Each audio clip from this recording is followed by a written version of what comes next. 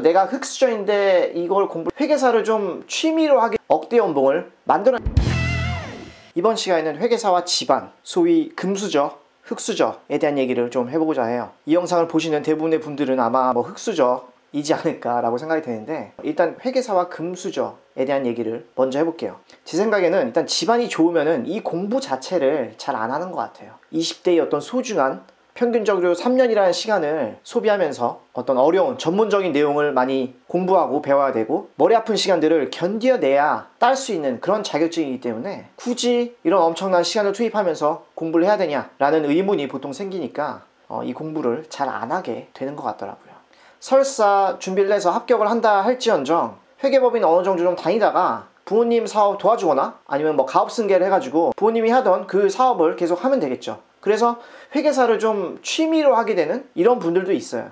그리고 회계법인이라는 회사 입장에서도 금수저를 선호할 수밖에 없는 게 있죠. 왜냐면은 한 명을 뽑아야 되는데 한 명은 금수저고 한 명은 흑수저다. 업무 능력이 같다라고 봤을 때는 아무래도 금수저가 뽑힐 가능성이 높죠. 왜냐? 어떤 그 신입 회계사의 집안을 통해서 새로운 일감을 회계법인이라는 회사에 물어다 줄 가능성이 높기 때문이죠. 그래서 제가 여태껏 본 바에 의하면 금수저 분들은 이 공부를 조금 많이들은 안 하는 것 같다.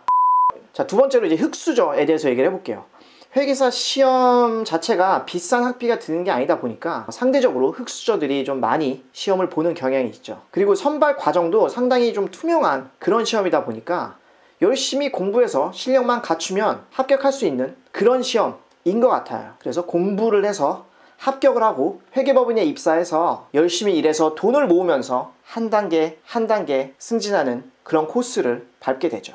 인정을 받아서 5년차 정도임에도 불구하고 억대 연봉을 받는 이런 경우들도 요새 많아지고 있죠. 물론 업무 강도는 좀 각오해야 되겠지만 흑수저이기 때문에 부모님 인맥을 통해서 일감을 따온다든지 이런 경우는 거의 없겠지만, 업무를 하면서 고객들과 상사들한테 보여주는 어떤 그런 성실성, 꼼꼼함, 전문성 이런 것들을 어필해서 일이 들어오게 되는, 추가적인 일감을 수임하게 되는 이런 경우들은 되게 많이 있어요.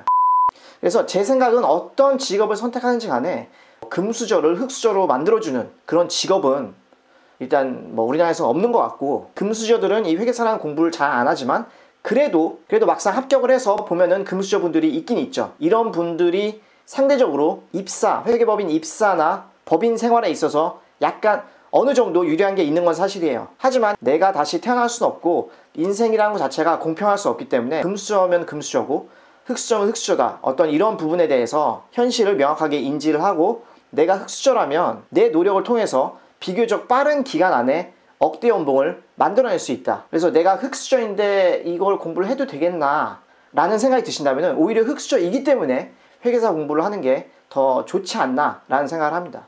오늘 회계사와 집안, 금수저와 흑수저에 대한 얘기는 여기까지였고요. 궁금하신 점 있으시면 댓글로 남겨주시면 감사하겠습니다. 자, 다음 시간에도 또 다른 주제에 대해서 얘기를 해보도록 할게요.